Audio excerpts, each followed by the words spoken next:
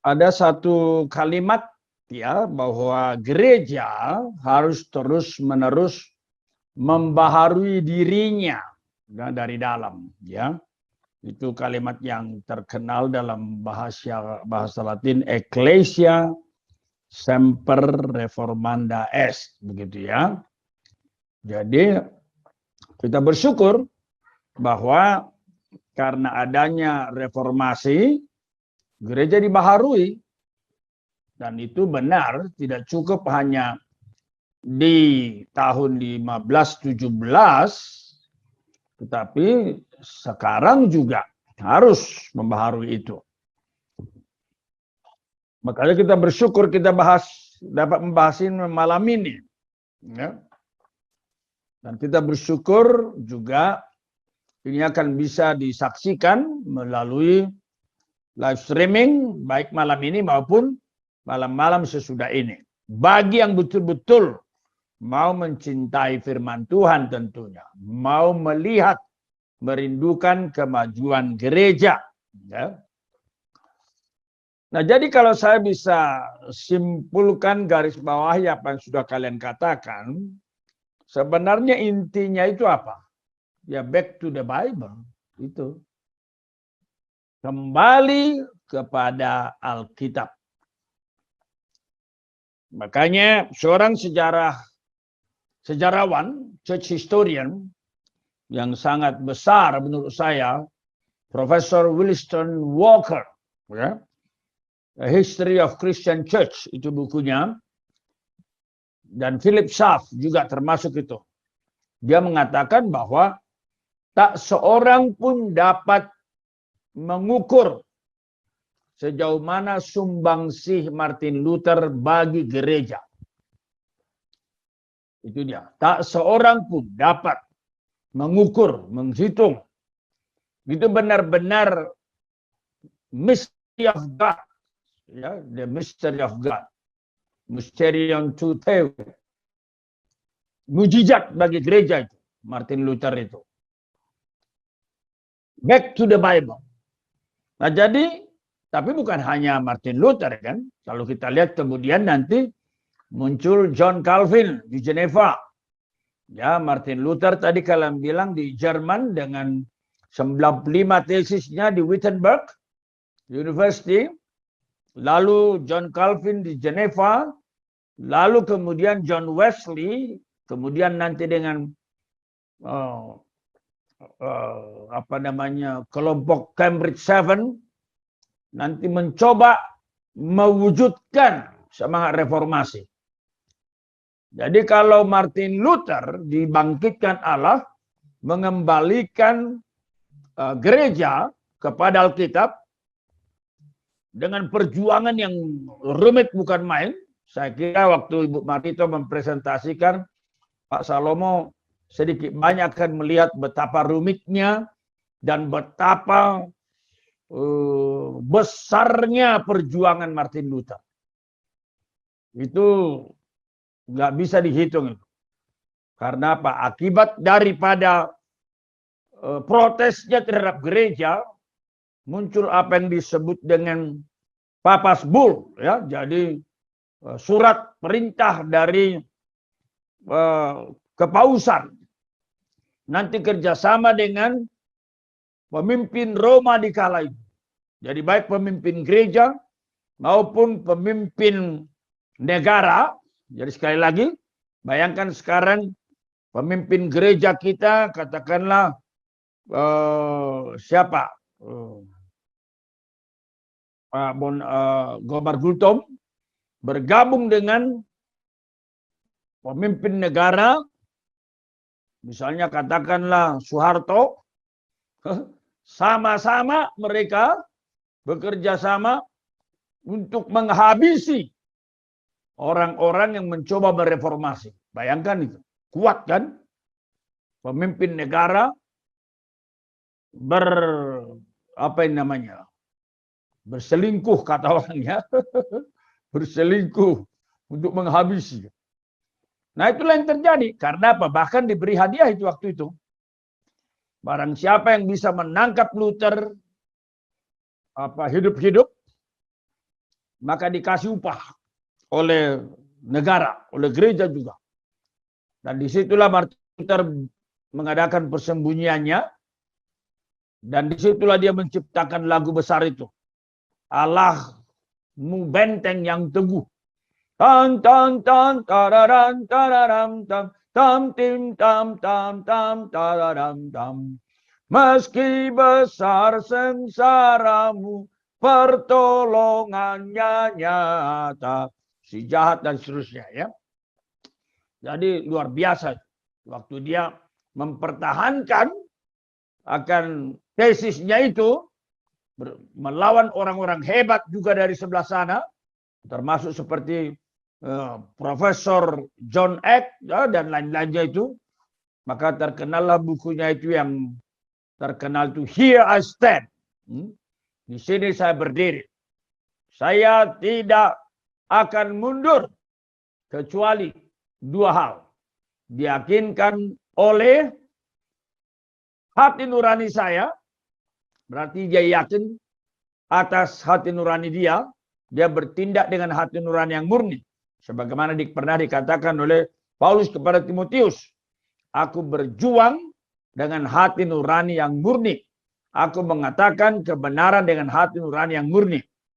Dan dia berkata, kecuali saya diyakinkan oleh hati nurani yang murni dan, hanya ada di dan, kitab suci yang tidak pernah bersalah, saya tidak mau mundur.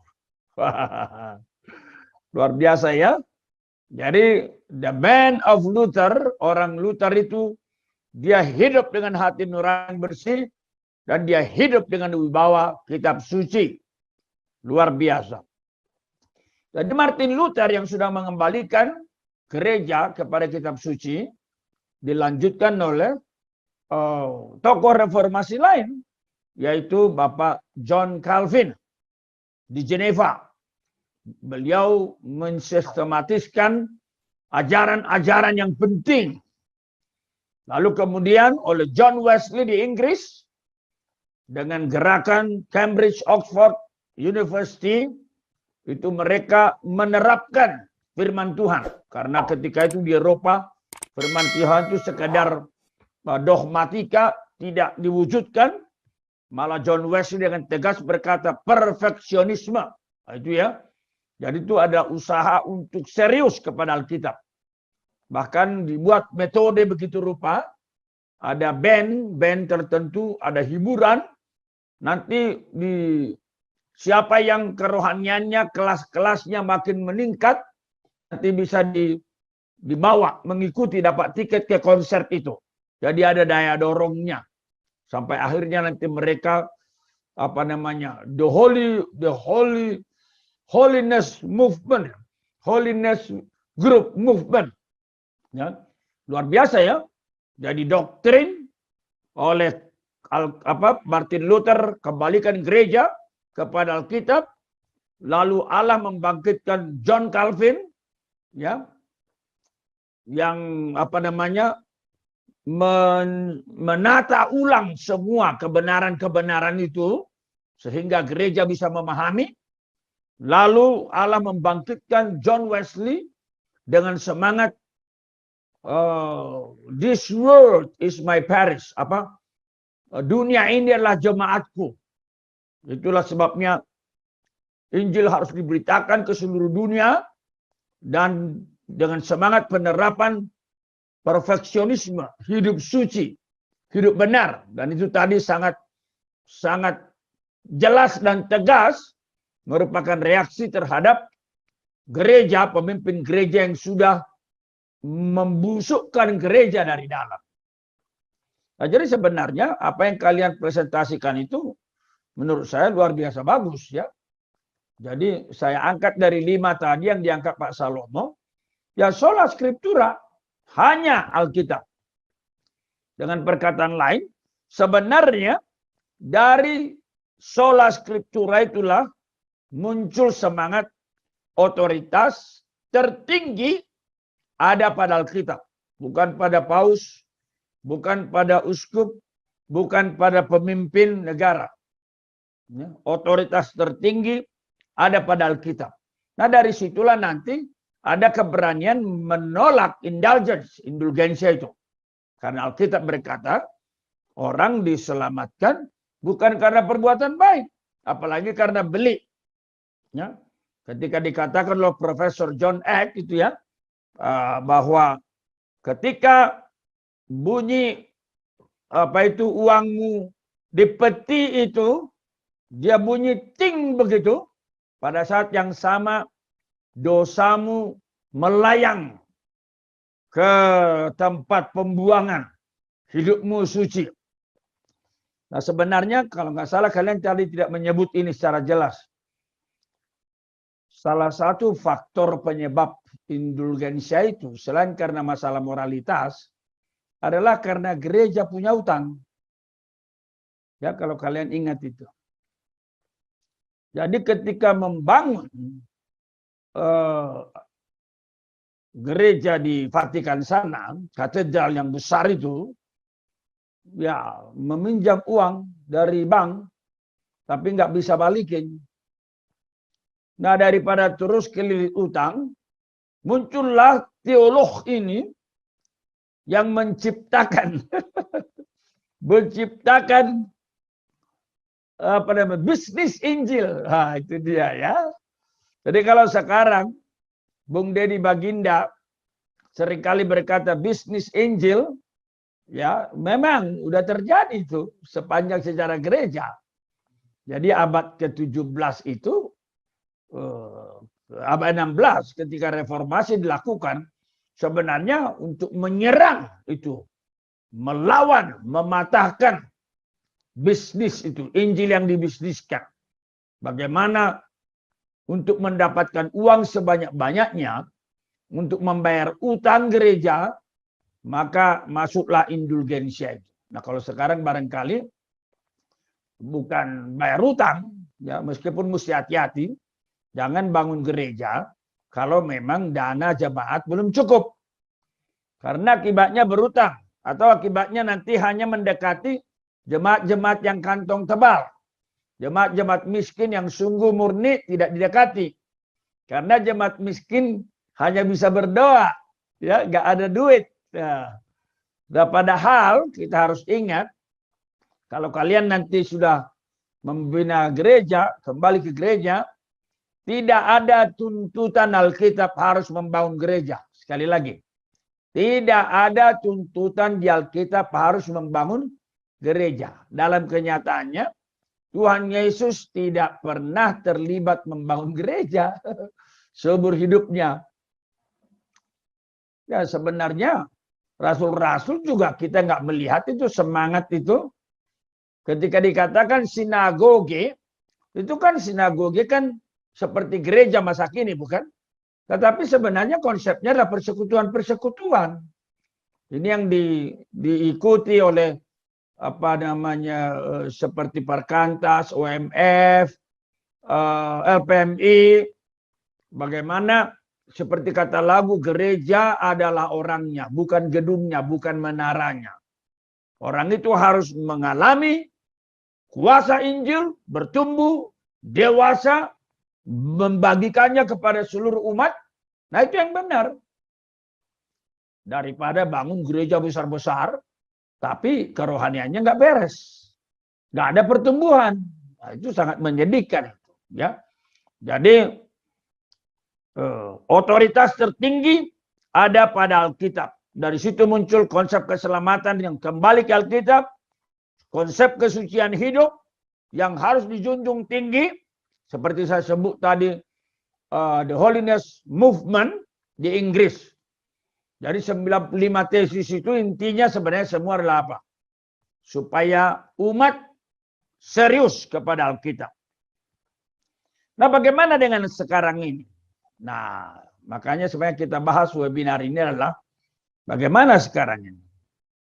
Sangat sedih kalau kita katakan, ya justru menjauh dari Alkitab. Itu. Makin jauh dari Alkitab. Apa contohnya? Kita bisa lihat dua contoh ekstrim. Satu contoh ekstrim adalah apa? Aliran liberalisme yang menolak kewibawaan Alkitab. Ya. Yang penting bukan apa kata Alkitab. Yang penting adalah apa kata rasio yang sesuai dengan konteks kebudayaan zaman. Jadi jangan tanya teks Alkitab, tapi tanya setelah rasiomu. Misalnya Profesor James Barr sangat kuat itu, menekankan itu. Itulah aliran, satu aliran, dan aliran seperti ini udah masuk juga ke gereja. Dan di bagian lain adalah, mungkin kalau kalian masih ingat, dari gereja yang mengaku aliran Roh Kudus. Jadi dia bilang, kalau saya nggak baca Alkitab lagi, nggak perlu menggali. Saya dengar langsung dari Roh Kudus. Nah, baik yang aliran langsung dari Roh Kudus, maupun aliran yang menolak wibawa, dua-duanya menjauh dari Alkitab. Cuma yang satu tidak memakai Roh Kudus, memakai rasio. Yang satu memakai Roh Kudus, jadi masih rohani. Nah, di antara itu nanti ada kelompok yang menuduh yang mempelajari Alkitab dengan baik dan benar, itu ahli Taurat. Itu. Makanya ketika Injil yang palsu diberitakan, memang itu keluar dari pengajar yang palsu. Pengajar yang malas. Pengajar yang bodoh. Tidak mengerti Alkitab. Dan saya lihat salah satunya yang menyedihkan, bukan saja mereka malas, bodoh, bebal, seperti Amsal 1:7 katakan, mereka nampaknya juga mengajarkan kepada jemaat demikian. Dari mana saya tahu? Dari kanal YouTube kita ini. Pada umumnya, pengagum kelompok-kelompok aneh itu, bukannya berterima kasih mendengar pengajaran-pengajaran kita berikan. Malah balik memaki-maki. Wah, itu memang makin jauh itu. Makin jauh. Makanya Bapak sih makin yakin bahwa minimal mereka hidup dalam kedagingan. Dan paling menyedihkan kalau bukan hanya kedagingan, tapi mereka memang nggak punya Roh Kudus. Sebab kalau punya Roh Kudus, kita sama-sama punya Roh Kudus, seharusnya roh yang sama menyambungkan kita sekalipun berbeda. Tapi yang terjadi adalah kita dimaki-maki. Nah, dari semangat Alkitab tadi, muncul 95 tesis oleh Martin Luther, tapi sekarang yang terjadi adalah apa? Gerakan bidat muncul ke permukaan. Tapi itu adalah konsisten dengan menjauh dari Alkitab, bukan? Jadi kalau udah jauh dari Alkitab, gerakan bidat muncul. Apa misalnya, Pak? Ya misalnya kristologi yang salah. Yesus bukan Allah. Yesus dicipta. Yesus mati berkali-kali. Lalu Yesus perlu mati membuktikan setan itu salah. Wah, macam-macam. Itu semua kelompok bidat. Ajaran Roh Kudusnya pun nggak benar. Ajaran Allahnya pun ajaran nggak benar. Dan yang belakangan ini kan terkenal itu viral soal debat Tritunggal kan. Kita sendiri udah berapa kali mengadakan webinar Tritunggal, juga debat Tritunggal. Dan yang sangat menyedihkan, kesalahan-kesalahan itu keluar dari pertama, orang yang mengaku diri belajar teologi. Yang sah dapat doktor. Dari STT yang sah. Yang diakui oleh pemerintah yang sah. Saya ulangi ya.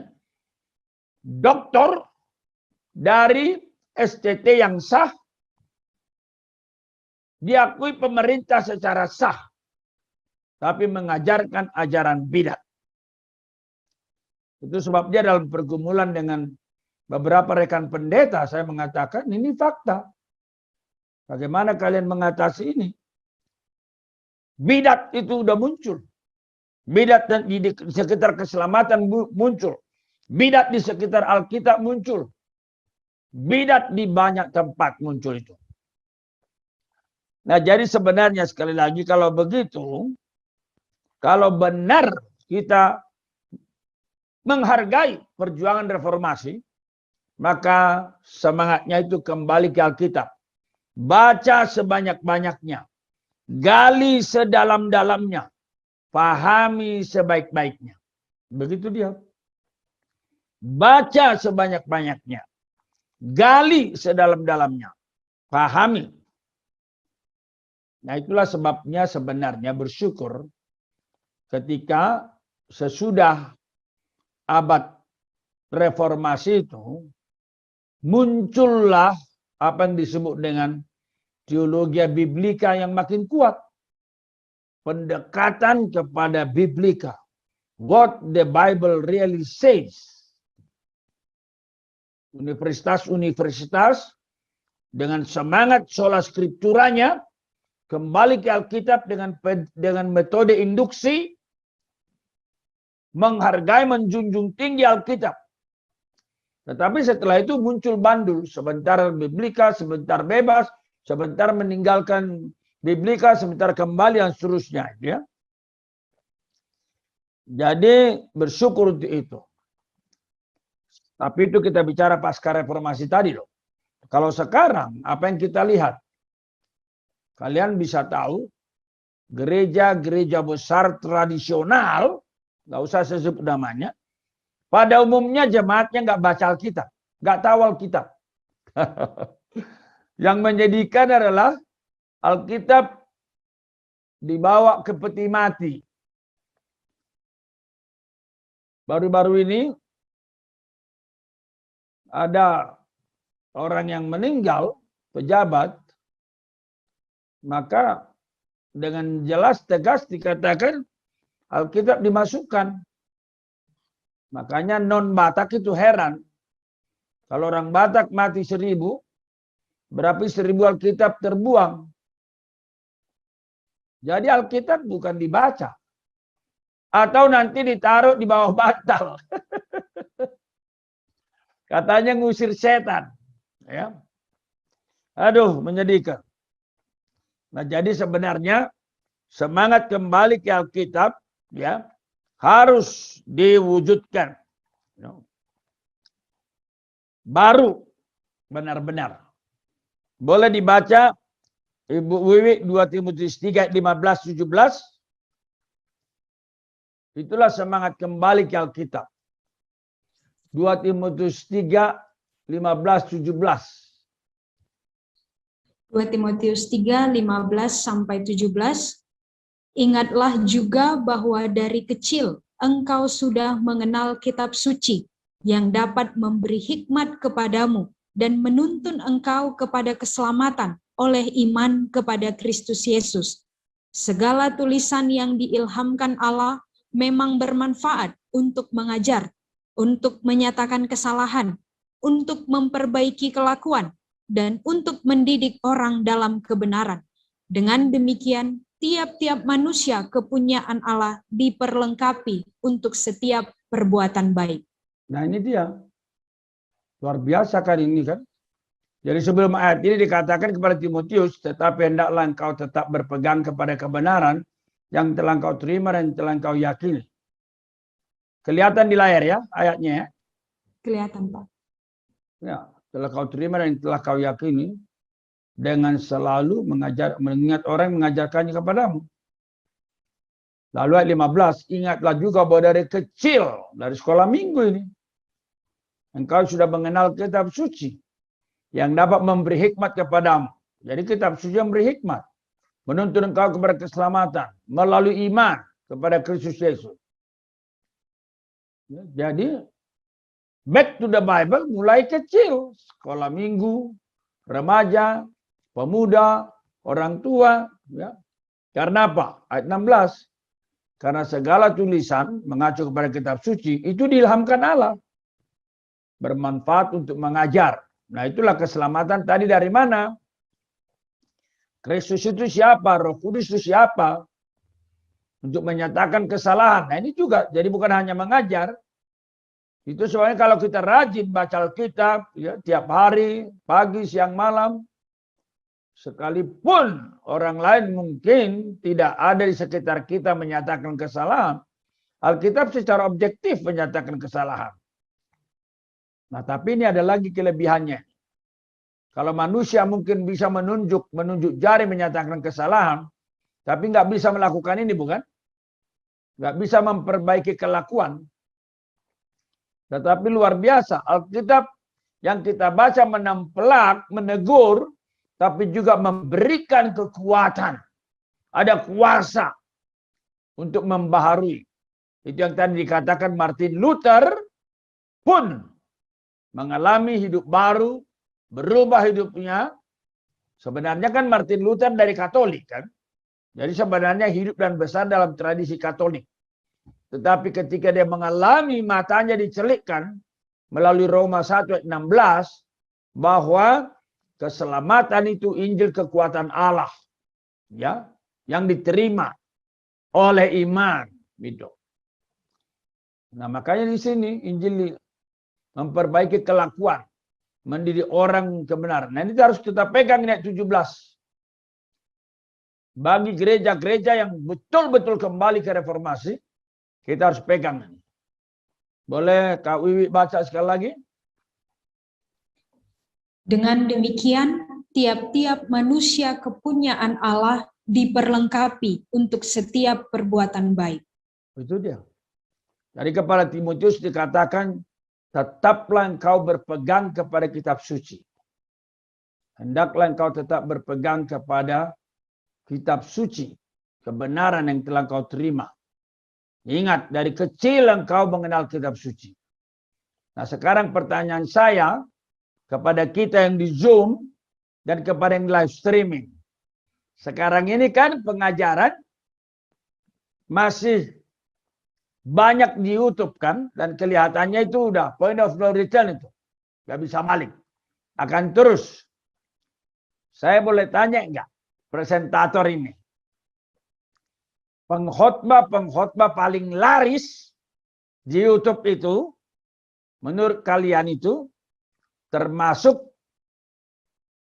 Injil palsu yang diajarkan oleh pengajar palsu, atau Injil reformasi sesuai semangat reformasi dari pengajar yang memiliki semangat reformasi. Kalau boleh masukkan dari presentator 1, 2, 3, silakan. Kalau yang saya perhatikan sih Pak, bagian Ya, pertama. yang dia mati aja. Yang pertama Pak. Boleh lebih jelas sedikit supaya yang mendengar kita punya kanal ini nanti bisa menyadari. Ini jangan kita ngomong reformasi, apalagi tadi Kak Wiwi memberitahu tentang Pak Stephen Tong, ya, seolah-olah kita hidup dalam reformasi. Nah, sekarang yang di YouTube itu yang paling laris, paling banyak subscribernya itu Injil palsu yang diajarkan dari pengajar palsu, atau Injil yang reformasi yang benar dari pengajaran yang benar? Yang bagian pertama Pak, Injil palsu Pak. Jemaat lebih suka mendengar yang seperti itu, yang lebih enak didengar, yang tidak menegur, yang mendengar banyak mujizat, kesuksesan, dan lain sebagainya. Pokoknya yang enak didengar telinga. Begitu ya pengamatan Bu Marito ya? Ya Pak. Jadi istilahnya semangat reformasi makin menjauh, begitu menurut pengamatan Kak Marito? Ya, berdasarkan media sosial dan YouTube makin menjauh Pak. Next, boleh dengar dari kandidat master kita? Ya, jadi setuju dengan Ibu Marito ya. Jadi dengan bisa kita katakan bahwa memang Injil yang diajarkan ini ya Injil palsu oleh pengajar palsu, bukan Injil sebagaimana yang reformator telah kemukakan di dalam reformasi itu. Jadi ya memang Injil palsu yang mengenakkan telinga begitu, yang membuat para viewernya, subscribernya supaya makin ini ya gitu ya. Jadi Injil palsu oleh pengajar palsu, dari saya begitu. Terima kasih. Mengenakan telinga ya. Tapi memang ya kelihatannya itu sesuai dengan nubuatan Rasul Paulus kepada Timotius tadi. Ya kan? 2 Timotius pasal 4. Boleh Ibu Roma baca? Nah. 2 Timotius pasal 4 ayat 3. Silakan Ibu Roma. 2 Timotius 4 pasal yang ketiga, karena akan datang waktunya orang tidak dapat lagi menerima ajaran sehat, tetapi mereka akan mengumpulkan guru-guru menurut kehendaknya untuk memuaskan keinginan telinganya. Nah ini dia, enak didengar kan? Iya, jadi sesuai nubuatan ini, puji Tuhan. Next, Ibu Wiwi. Ya, kalau dilihat persentase yang paling laris, apakah pengkhotbah-pengkhotbah yang menyuarakan semangat reformasi yang benar atau Injil-Injil palsu? Dengan jujur kita harus mengatakan lebih banyak persentase yang pengkhotbah-pengkhotbah yang menyuarakan Injil-Injil palsu. Dalam arti sudah tidak lagi berpusat pada pemberitaan Injil Kristus, tapi seperti Pak Salomo katakan, fenomena-fenomena yang mengenakkan telinga, kejadian-kejadian yang menghebohkan, karunia roh, itu yang sekarang jadinya difokuskan. Gitu Pak. Jadi sebenarnya webinar kita malam ini bagaikan Yohanes yang berteriak-teriak di padang gurun dong ya. Gimana menurut Ibu WL? Ibu Buru Pasar, Ibu Naulion. Gimana menurutmu? Bagaimana pengamatanmu? Hidupkan mic-nya dulu.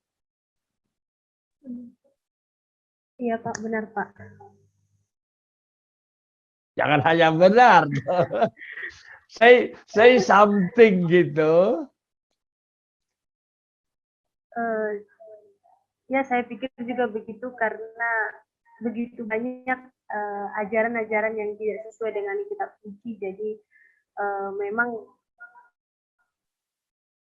kita di sini juga sedang menyuarakan kebenaran yang sesuai dengan kitab, karena banyak dia melihat yang tidak sesuai dengan Alkitab seperti itu Pak. Wow, begitu banyak ya. Jadi bisa kita bayangkan, kiranya Martin Luther hidup, kurasa bisa teriak-teriak dia ya. Ini ada beberapa teman ini, kalau Pak Manik ini dari tadi tutup kamera terus ya, dia mah bikin obat ya. Atau Pak Mutang Ukong, gimana Pak Mutang? Gimana di Malaysia Pak Mutang, semangat reformasi? Atau Pak Leonardo? Boleh tahu Pak Leonardo atau Pak Dondo? Ya.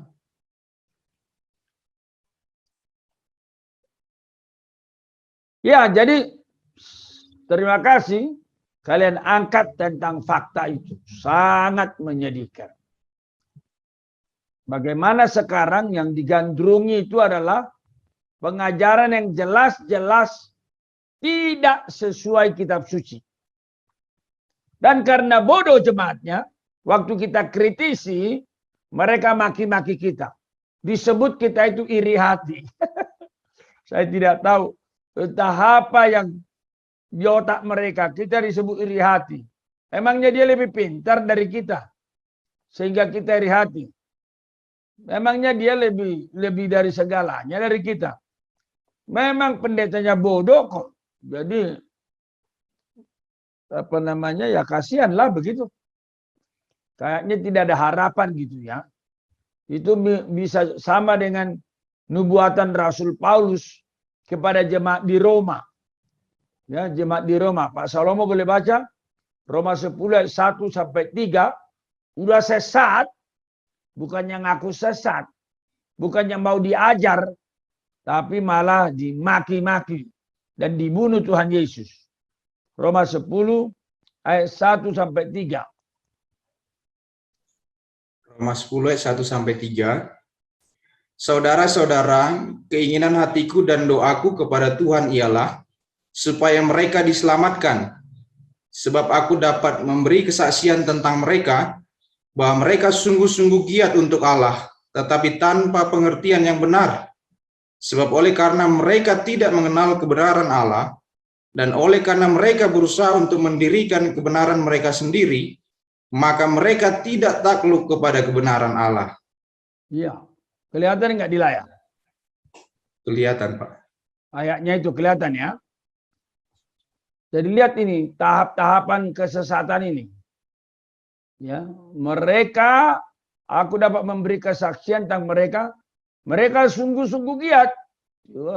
Dari pagi sampai malam, dari Senin sampai Sabtu, Minggu. Giat untuk Allah. Tapi tanpa pengertian yang benar. Nah, ini dia.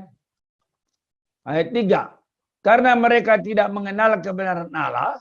Nah ini dia. Tidak mengenal kebenaran Allah. Karena mereka berusaha mendirikan kebenaran sendiri. Nah, mereka tidak takluk. Tidak takluk ini. Makanya mereka salibkan Tuhan Yesus. Oke, jadi kalau kita berkata reformasi, back to the Bible, sola scriptura, Alkitab otoritas tertinggi. Baca, gali, pahami, lakukan semaksimalnya. Amin.